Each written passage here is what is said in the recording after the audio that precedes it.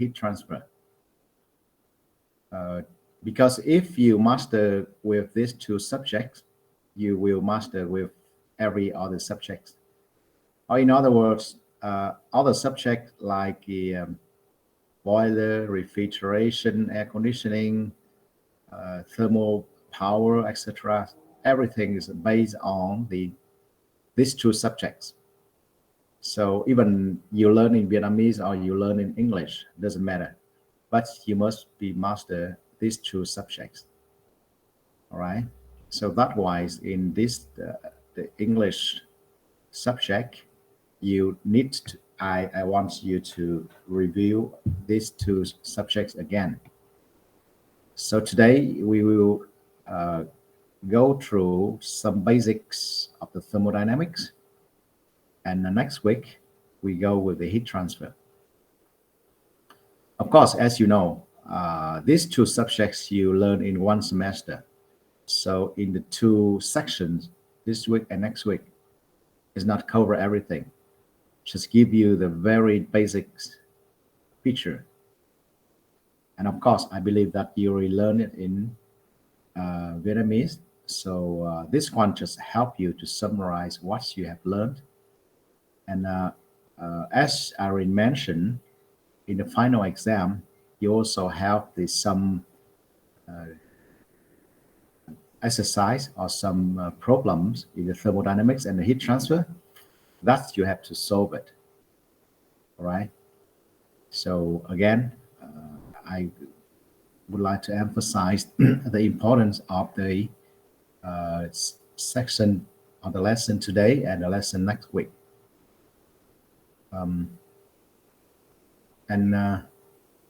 As I mentioned, you learned this in Vietnamese already. So in the English one, we will learn it very quickly. And I believe that all the terminology, all the concept you already know. So I just teach you in English, all right?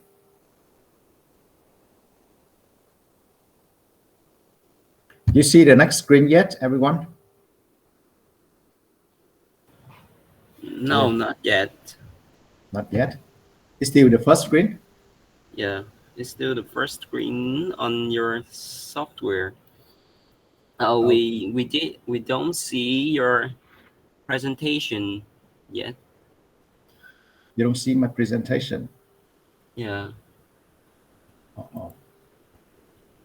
I suppose if you want to show us, you must choose the option. Yeah, I know. Okay, let's see.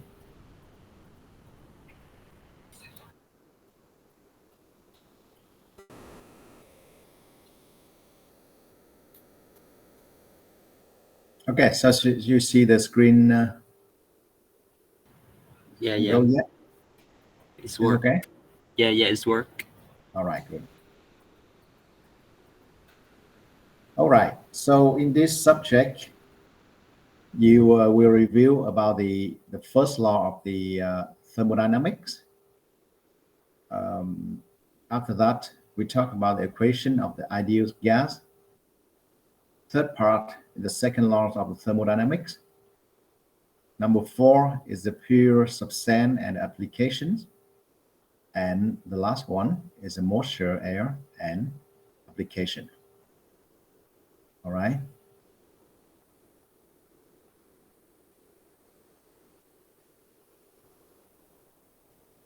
Okay, what is the first law of the thermodynamics? The first law of the thermodynamics is the version of the law of the conservation of energy.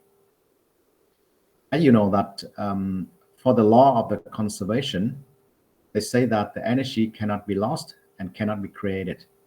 It's only transferred from one form to another. That is the law of the conservation of the energy. So if we use that law and we try to modify it, and we got the first law of the thermodynamics.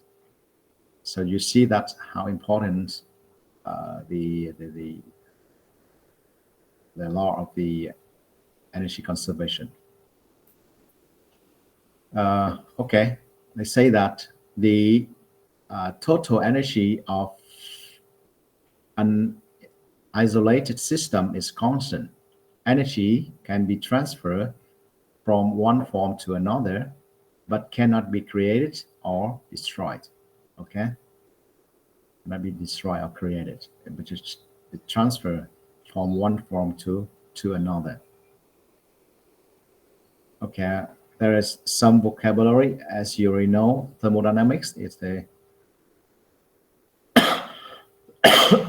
what is the isolated system you already learned in the first lesson, and the law of the conservation of energy.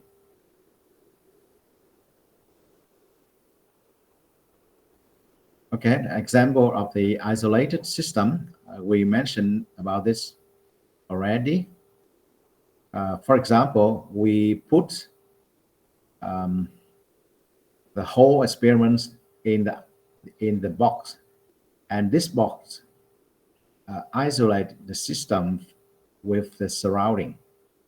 Okay, so everything's happened inside the box. It not can be transferred to outside. So you can see, for example, we we boil the water in the box, and the box is insulated thermally and also materially. So you can see this, and this one we call the isolated system.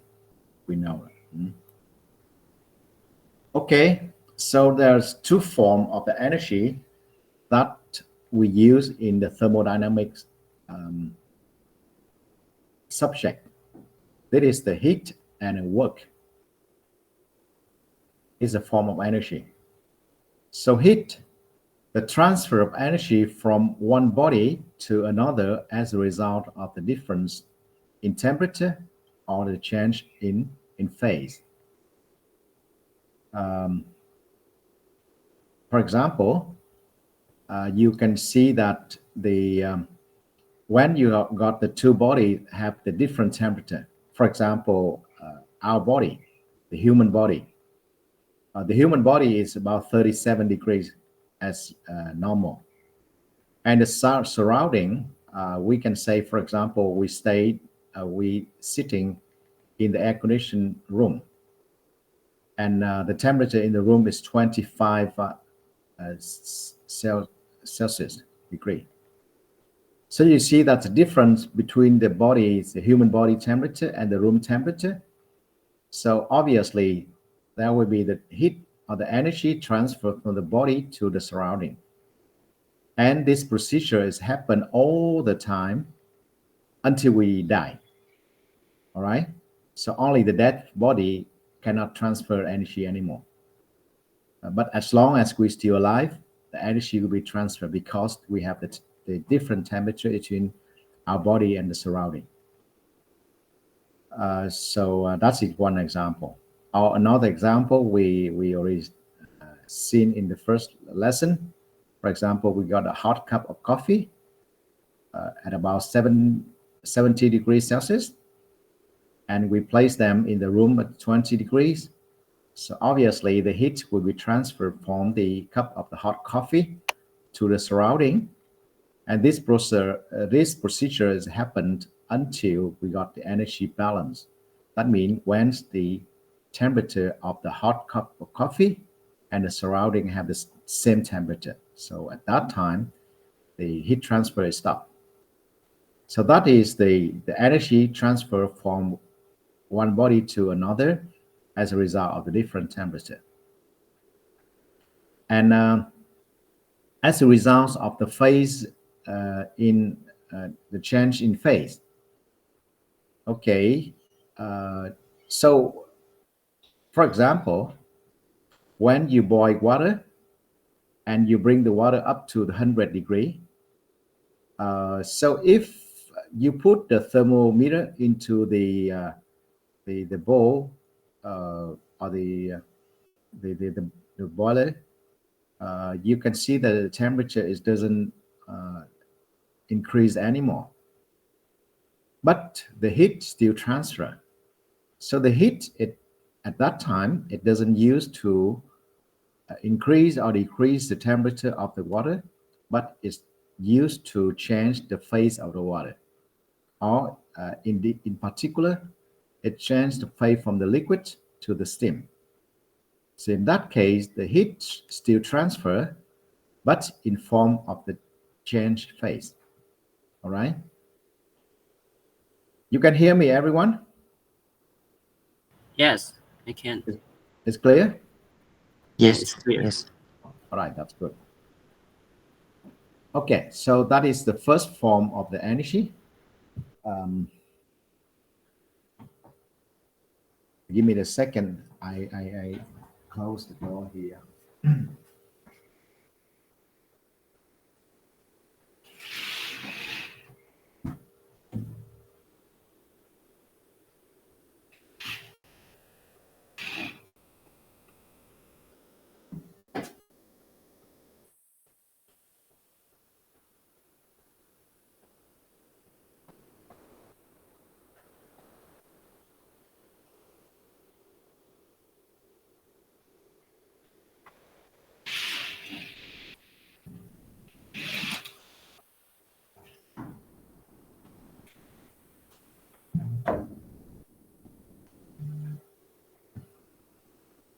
Okay. So the second form of the energy that we study in the thermodynamics, it is the work. So work is the transfer of energy in the application of the force to move a body in a certain direction. As you will learn in the physics subject at the high school, when you got a force, um, you put into the body and make the body move uh, one distance, a certain distance. In that case, create the work. So the work is the transfer of energy in the application of the force to move a body in a certain direction. Okay, so the heat and the work is the old form of the energy.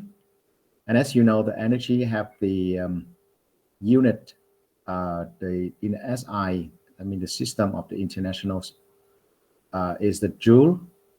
So you know that 1 joule is 1 Newton time with meter. I mean, if you put a force with 1 Newton and move the body to 1 meter, so in that case, you recreate 1 joule, okay? And one color, the color is 4.18 joule, right? In the British system, we got the BTU. The BTU stands for the British Thermal Unit. And 1 BTU is 1,055 kilojoule. Sorry, 1,055 joule. Or you can say, okay, 1 BTU is approximately about 1 kilojoule, right? And watt hour, we already mentioned, watt hour is 3.4 BTU. Okay, all right.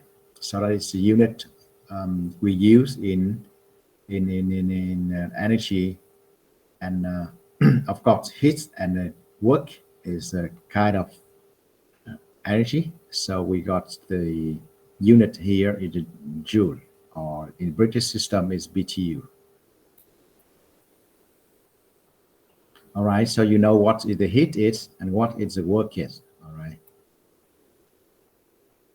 Okay, so Joule is a scientist who already, invented into the Joule, into the kind of energy. So he already then demonstrated that the water can be heat by doing the mechanical work, and show that for every 4,186 joule of work done, the temperature of the water will increase for 1 degree or 1 kilogram of water. So that's why now the unit of the energy, they use the joule. Okay.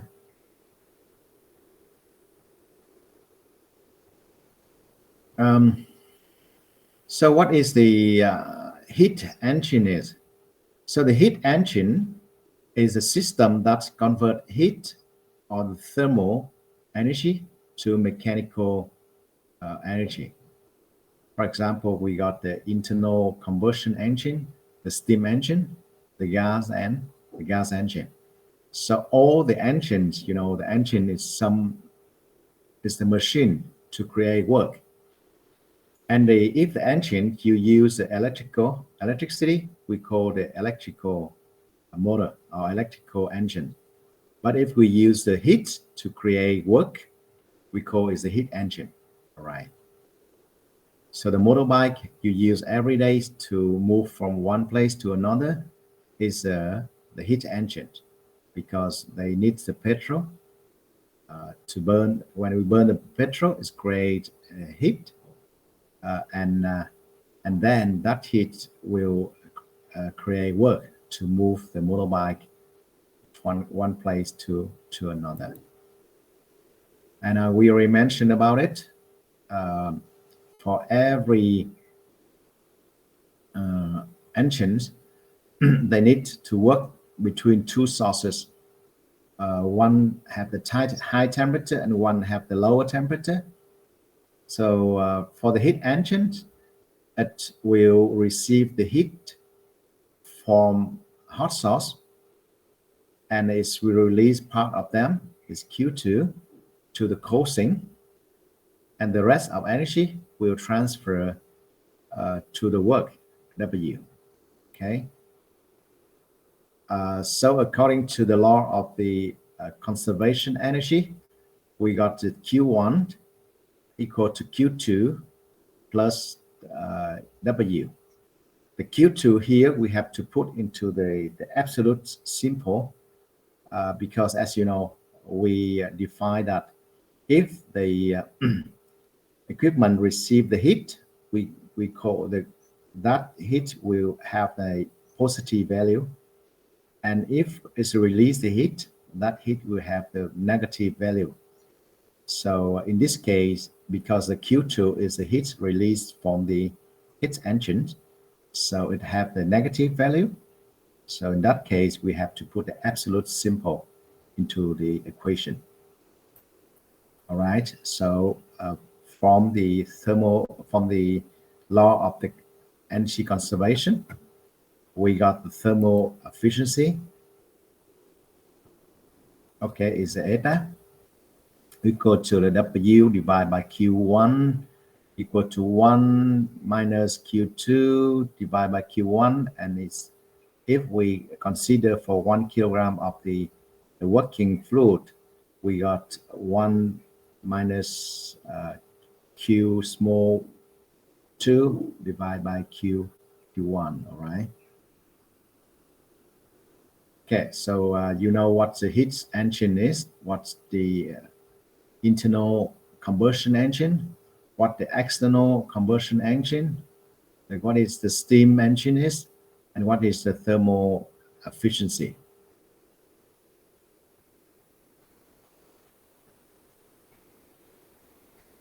All right. So here's an example of a heat engines. You already know, huh? So for example, here you got the air. You put the air into the heat engine, and you put the fuel in. Okay, you put the fuel in to burn or to mix with the air, and then you burn it, and the mixture of the air and the fuel will will expand their volume, and when they expand the volume, they create the work. Yeah, or we call it create the power in the shaft here to make the fan run. Okay, to make the fan run. Okay, and the rest of the mixture of the fuel and air after it's burning, it becomes exhausted. Okay, and go through the state 3. Okay, so here you can see that the mass enter to the system through state 1 and state 2. Okay, and after that it will leave the system through state 3.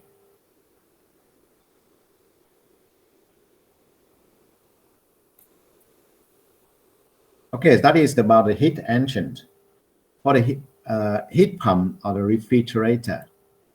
So the heat pump or a refrigerator is a system used external work to move thermal energy by absorbing heat from a cold space and release it to a warmer one. As you know that in the nature, there's one natural direction and one not the nature.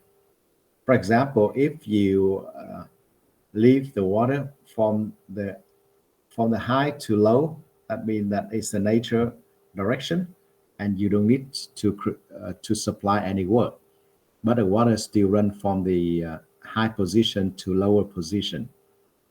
But if you want to pump the water from the lower position to higher position, in that case, you will need to provide a heat. The same with refrigerator or the heat pump. So when in the natural way, the heat will transfer from the body have the higher temperature to the body have the lower temperature, as we already mentioned when we're talking about the first law. We talk about the heat. But in refrigerator and the heat pump, we want to move the heat from the lower temperature space to the higher temperature place. So in that case, we will need to provide the heat. We need to provide the external work. So the machine to do that work we call the heat pump or refrigerator. All right, so refrigerator or the heat pump is the system using the external work to move the thermal energy by absorbing heat from a cold space to release it to the warmer one. Right. Okay, so you can see the picture in your right-hand side. It's different picture from the heat engine. The heat engine will receive the heat from the hot source and release the heat to the cold sink. But in this case, for the heat pump and refrigerator, it receives the heat Q2 from the cold sink and we release them to the hot source. And of course, to doing that, we need to provide the external work W. Again, according to the law of the conservation of energy, we got a Q2 equal to Q1 equal to Q2 plus W. And again, you can see in this equation, because the Q1 is the heat released from the system, so it have the negative value. So that's why in this equation, we need to put them into the absolute simple. Similarly, for the W, we define that the heat at the work created from the system have the positive value, and when the work received from outside, the work will have the negative value. So in this case, the work is received from external, so it got the negative value. So we have to put them in the absolute simple in this equation. Okay, so based on this law, we got the efficiency, but we don't call them is efficiency, because efficiency is something have the value of smaller than 1. But for the efficiency of refrigerator or the heat pump, it have the value is bigger than 1. So we don't call them is the efficiency, but we call them is a coefficient of performance, COP. So the COP of the heat pump, we got the phi equal to Q1 minus Q divided by W. and we got is equal to Q1 divided by Q1 minus Q2. All right. And the coefficient of the refrigerator, we got epsilon equal to Q2 divided by the W. So equal to the Q2 divided by Q1 minus Q2. You know, for the heat pump and the refrigerator, because the energy we use is different. From the heat pump, the energy we use is Q1, whereas for refrigerator, the energy we use is Q2. So that's why the coefficient of the heat pump and the coefficient of the refrigerator are different. Okay.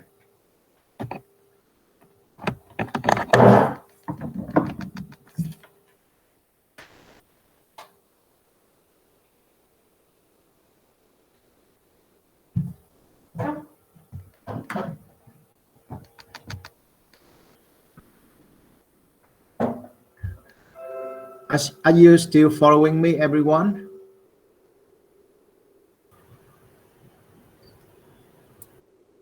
Yes.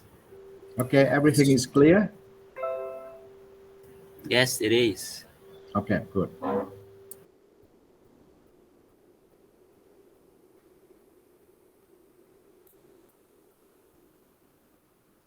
Okay, so you already know what is a heat pump is, what is a refrigerator, refrigeration system, air conditioner, air conditioning system, COP. Okay.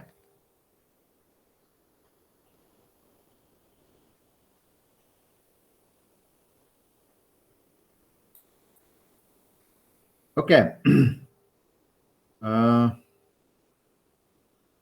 One example of the refrigerator or the refrigeration system, it is an air conditioner. And the picture here, it is the we call the window type air conditioner.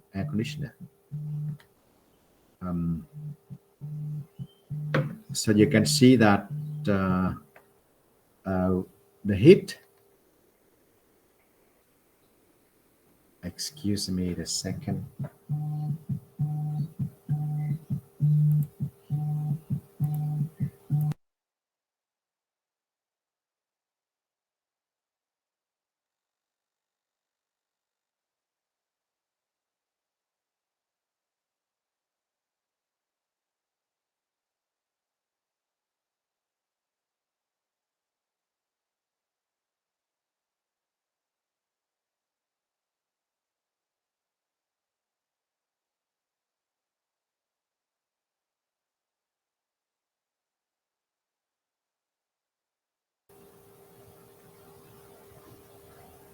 Okay. Right. So here we see that we got we want to move the heat from inside to outside, and of course the inside is have the lower temperature to outside. So in this case, we need to use the refrigeration system. And in this system, as you're familiar, we got the compressor, we got the refrigerator, we got we got evaporator, we got the condenser, and here the blower or the fan. The inside, the outside is the fan, and the inside we call the blower.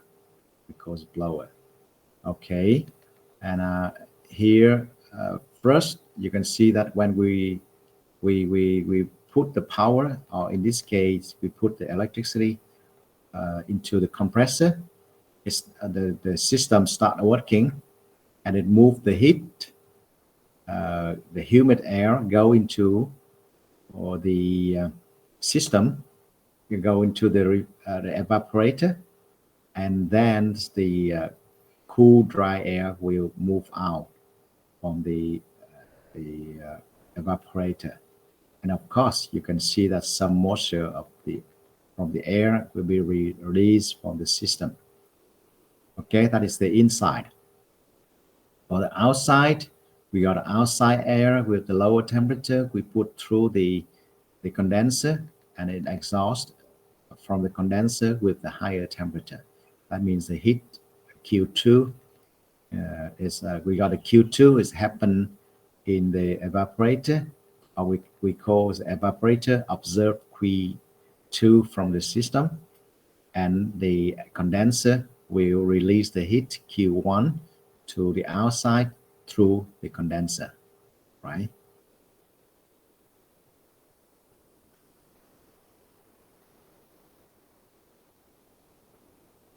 Okay. So this system we call the heat pump system. That means we use the heat for the winter. For example, currently, if you look at me, you can see that I have to wear the warm clothes because I'm in the Australia now, and in Australia now is still winter. It's not a summer, so that's why it's still cold here. So in that case, we need to use the heating system instead of the cooling system.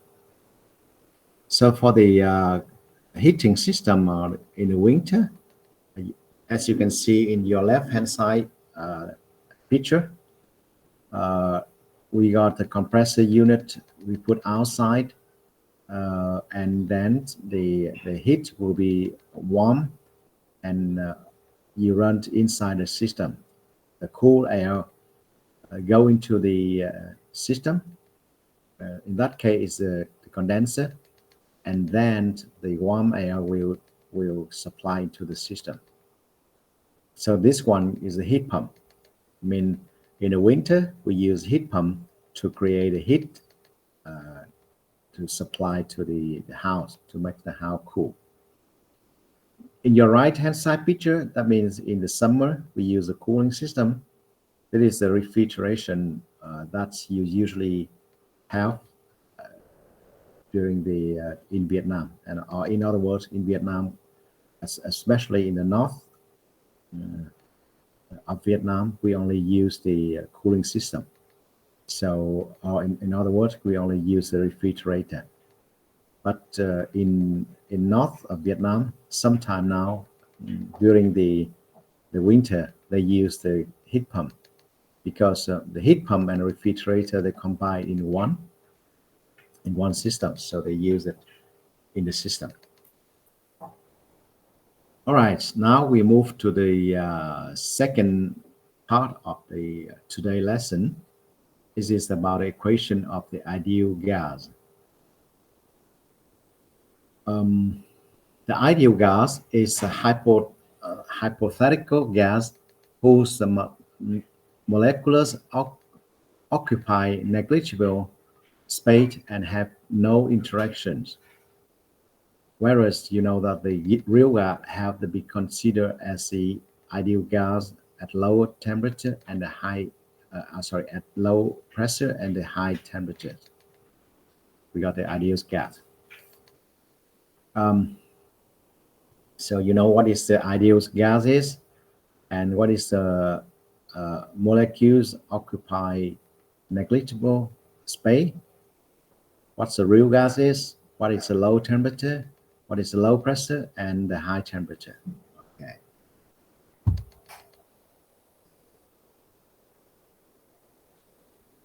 And for the equation of the ideal gas, this one you learned when you study at high school already. So if we call P is the absolute pressure of gas, small v is the specific volume of the gas, capital V is the volume of the gas, T is the absolute value, absolute temperature of the gas, G is mass of the gas, and the R we calls gas constant. So the equation for the ideal gas is P small v equal to RT, or P with capital V is equal to G times R times T. All right. So R here is the gas constant. So R equal to 5,314 divided by mu. Okay. So mu here is the molecular weight of 1 kilomole. For example, mu of the oxygen is 32 kilogram, and for the nitrogen is 28 kilograms. All right. Example: 1 cubic meter, one cubic tank is filled by the gas at room temperature at 20 degrees, and the pressure is 100 kilopascal. How much mass is there if the gas is the air and if the gas is propellant? Okay, so now you got 10-minute break, and during that break, please do this exercise for me. Okay, so when you do exercise, try to do it in a computer or something that's you can share the screen later on with other people. You understand, everyone? Yeah, I got it. Okay, good. So now you got 10-minute break, and you do exercise as well. Okay. So we come back after 10 minutes.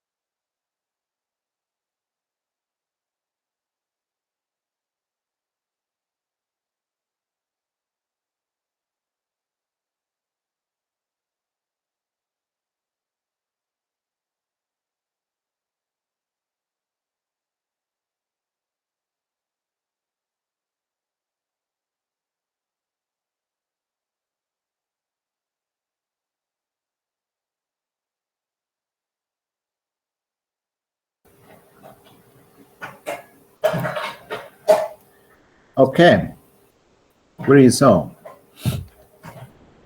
Uh, you done the test? You done the exercise yet, everyone?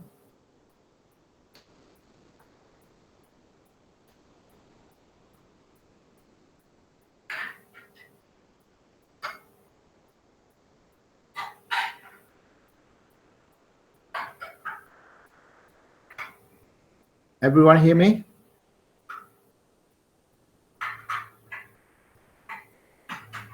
Hello? Not yet. Yes. Okay. You don't exercise yet? Not yet. Yeah. Okay. Few minutes more, huh?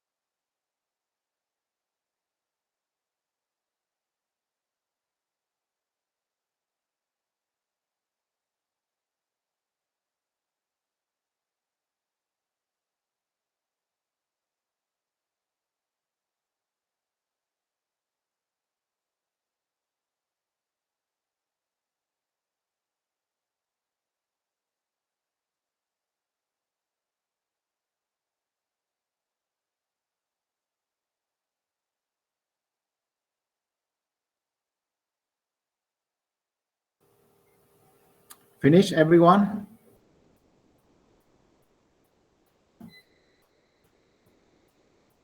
Hello?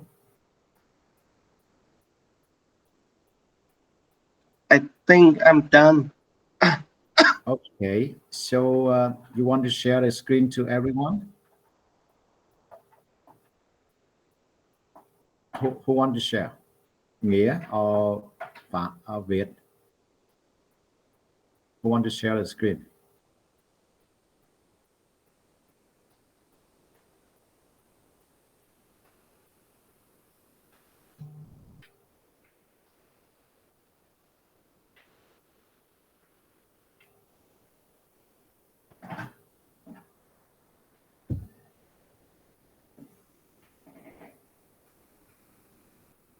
Nghĩa, you want to share the screen? If you like, I can do. Yeah, do it. Okay, so I stop sharing the screen now, so you can share your screen.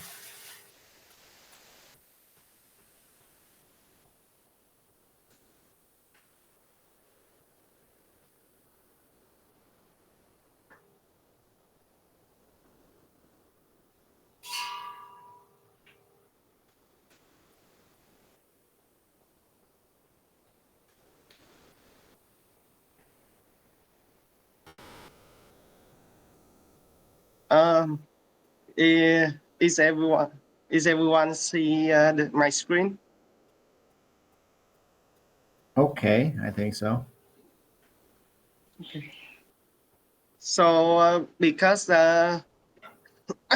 it doesn't say it a absolute pressure, so I will add 1 bar to the pressure. It's to the pressure. It tell me so. The absolute pressure will be 100,000 and 110,000 Pascal is absolute pressure. So now we need to find the G is mass.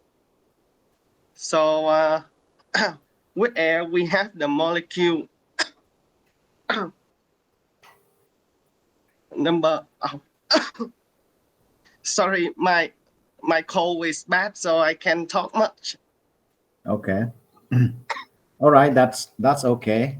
And of course, the way you the way you do the exercise correct, but be careful with the. All right, thank you very much, Nia, because you cannot speak, so don't talk much. Okay, thanks. Um, yeah, as I mentioned, of course, the ways you solve the exercise correct, but be careful with the pressure, huh? Because if they say the pressure is like this, normally is the absolute one. Because if they want to, okay, hold on, I will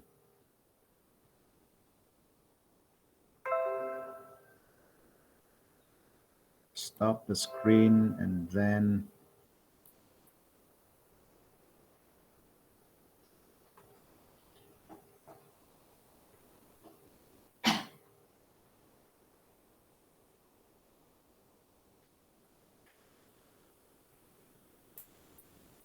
okay.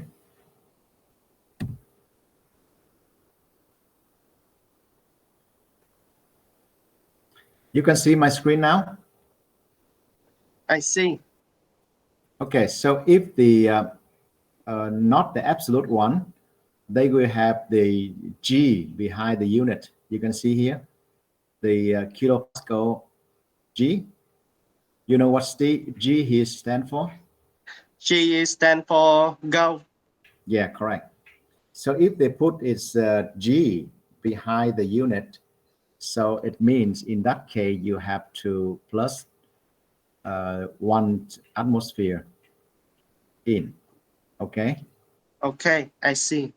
All right. Good. but the way you solve it is correct. That's good. Okay. So next, the same thing.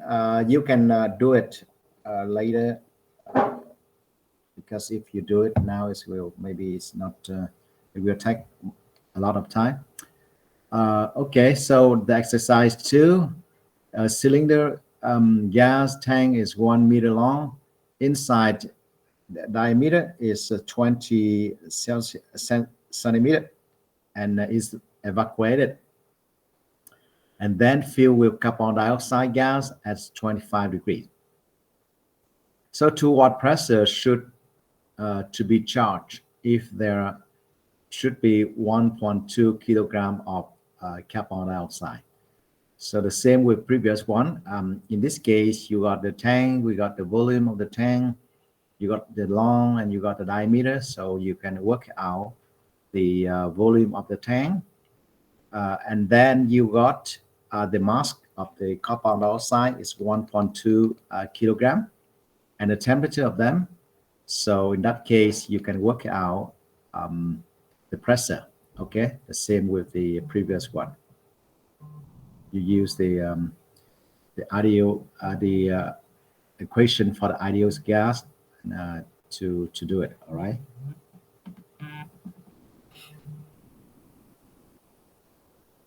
Okay, so here is P from the absolute. You got P equal to 1.2 time with 8,314 divided by 44. 44 is molecular of carbon dioxide, and then you time with 298 divided by the volume of the tank is a P divided by 4 times with 0.2 square times with 1, and then you find the pressure inside the tank is 2.15 megapascal. Okay. All right. Now we move to the second law of the thermodynamics. So the first law of thermodynamics doesn't indicate the right direction of the process. For example, as you know that the heat can move from the inside a hot coffee to the outside, but to go in the opposite way, it doesn't go automatically. But the first law of the thermodynamics cannot explain this situation. Okay. So heat cannot be transferred automatically from low to higher temperature, as we mentioned. So the first law doesn't explain this. Or you just mentioned by the Joule, the work can create the heat to make the heat warmer. So if, for example, you provide the work into the shaft, and the shaft will run around or rotated, and then it will create the heat, and the heat will release from inside to outside. But then there's no way that you can bring the heat from outside to make the shaft turn around. So in this case, heating water cannot make the shaft rotate. So it means obviously in the nature there's one obvious direction, and to do another way is maybe it cannot happen, or you need to supply the outside energy or external energy in order to do it. All right. So to make the process occur, both first law and the second laws need to be satisfied. All right. Okay. So for the second law of the thermodynamics, we got two statements: the Kelvin-Planck statement, or we call the heat engine statement, and the second statement is Clausius statement, or it is the refrigeration statement. For the Kelvin-Planck statement, it is said that it is impossible to devise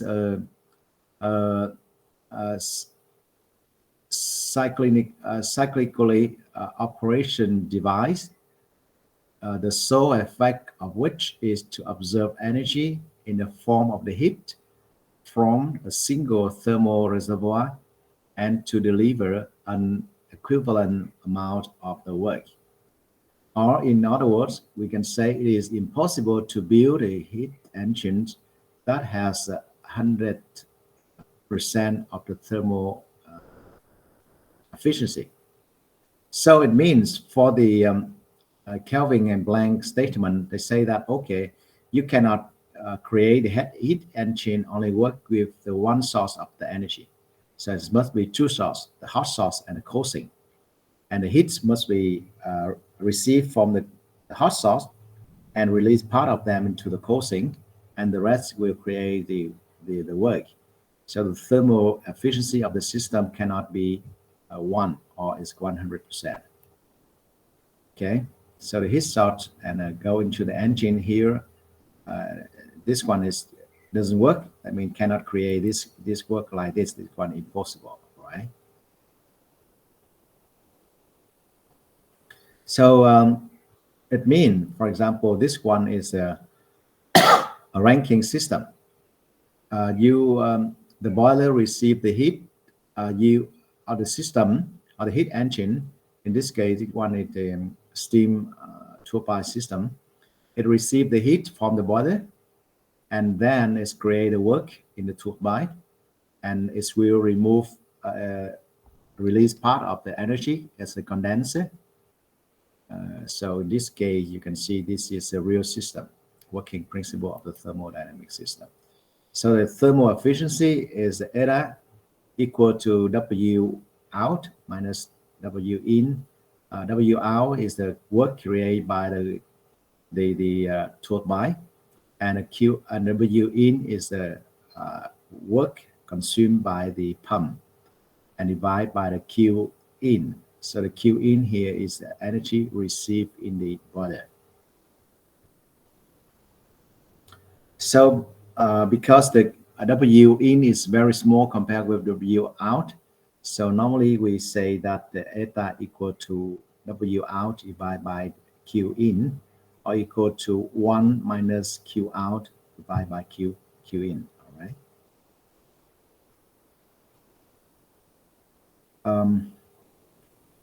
Okay, so for example, look at this picture. This is an example to show the violation of the second law of thermodynamics. So in this case, you don't see the condenser here, and the system only work with one source of the heat. I mean, only the cold sink is receive the Q in. So this one is not happen. Okay, for the second statement of the second law of thermodynamics, we call it the closest statement. It say that it is impossible to construct a device that operates on a cycle and produce no other effect than the transfer of heat from a cooler body to a hotter body. Or in other words, we say that the COP is a coefficient of performance of a refrigerator or the heat pump cannot approach infinity. Okay. So you can see that it must receive the heat from the cold sink and release heat to the hot source. In order to do that, if you don't provide the work, the external work, it doesn't work. So it's impossible to create this system. All right. Okay. So example of the closest statement is the refrigeration system. So you can see that the refrigeration have the four main device is a compressor, evaporator, condenser, and an expansion valve. And as you can see in the picture of your right hand side, it will receive the heat Q2 from the cold sink, and it will release the heat Q1 to the hot source. And in order to do that, we have to receive the work W from outside.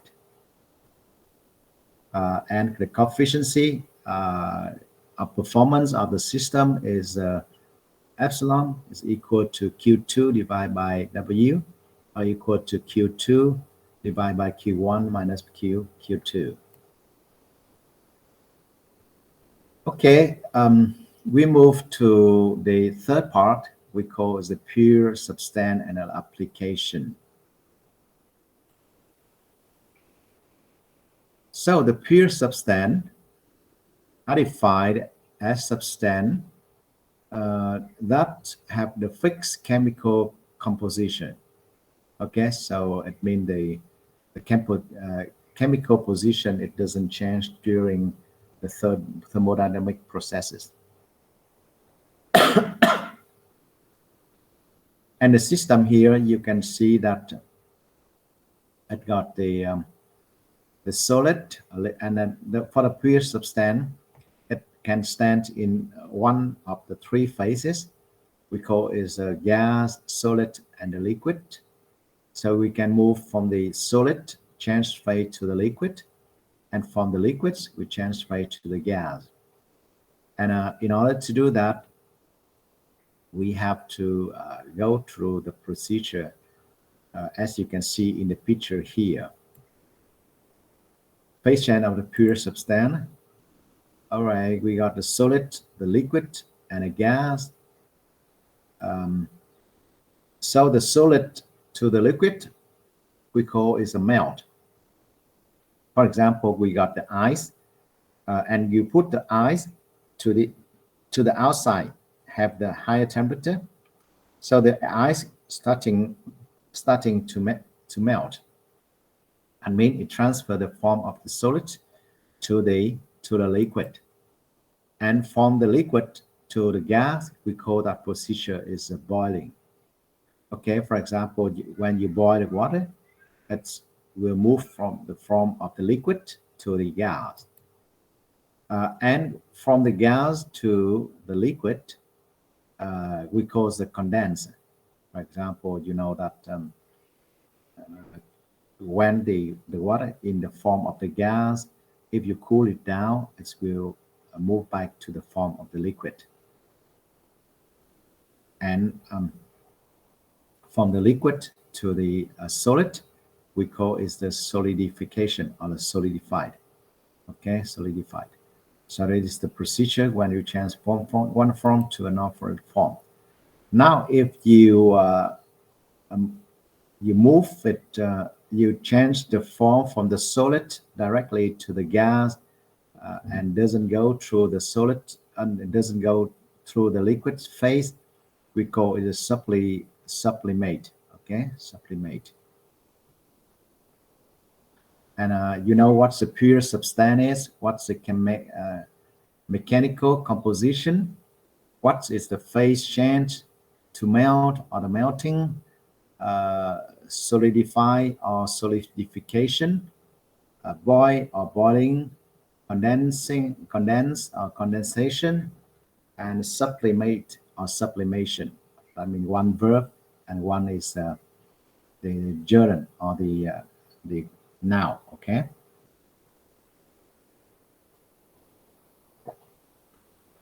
To melt, obviously, is a verb. Melting is the gerund or the noun. To solidify is a verb, and solidification is a noun. To boil is a verb, and the boiling is a gerund or is a noun. All right. To condense is a verb. Condensation is a noun.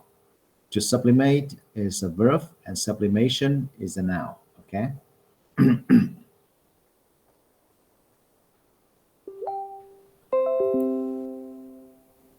Okay, what else? Okay, phase change of the water at the atmospheric pressure. So when you change the phase of the water from the liquid to the steam, it will go through 5 states. First, we call the compressed liquid. The second, we call the saturated liquid. Next is the saturated mixture. Number 4 is the saturated vapor. And number 5 is the superheated vapor. This is the 5 stage when you change the liquid to tender water or any substance from the liquid form to the steam. For example, now for the water, you put them in the 1 atmosphere, and then it first in the first stage have the pressure is 1 atmosphere and the temperature is 20 degrees Celsius.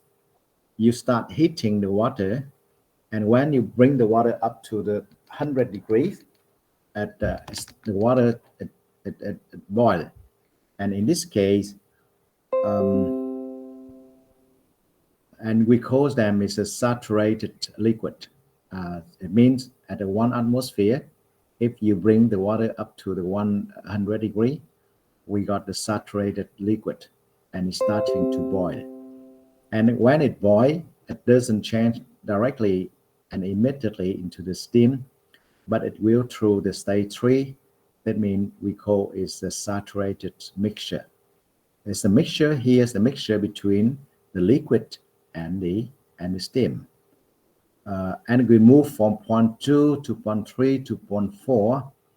It means when you move from your left-hand side to the right-hand side, the amount of the liquid will be reduced or decreased, whereas the amount of the steam will be increasing. All right. And then when all the liquid transfer to the vapor, we call it the saturated vapor, and the stage number 4. Okay. And then once the water already in the form of the saturated vapor, if we continue to supply the heat, the water will become the superheated vapor. And the stage 5, it is the superheated vapor. All right.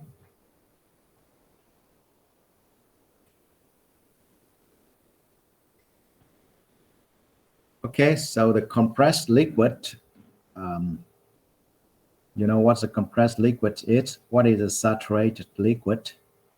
Saturated liquid and a vapor mixture, we call is mixture. I mean, the mixture here is the saturated liquid and the vapor. And the saturated vapor, superheated vapor, and the quality. Okay, as you know, that we move from the left to the right-hand side. The liquid, the quality of the steam is increasing, and it will change from the 0 to 1. In the form of the saturated liquid, the X will be equal to 0, and 1 in the form of the saturated vapor, the quality X will equal to 1. Okay. Okay, so here, for example, in the TS diagram or the TV diagram, the diagram will divide into 3 areas. Your left-hand side we call the compressed liquid region. The area between the 2 lines we call the saturated liquid and the vapor region. And in your right-hand side, we got the superheated vapor region. Okay. And the line in your left-hand side, we call it the saturated liquid line. And your right-hand side is the saturated vapor line. All right.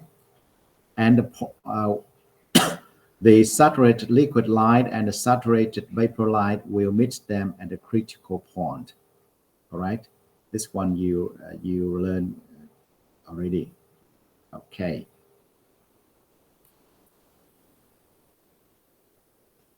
Okay, so now to how to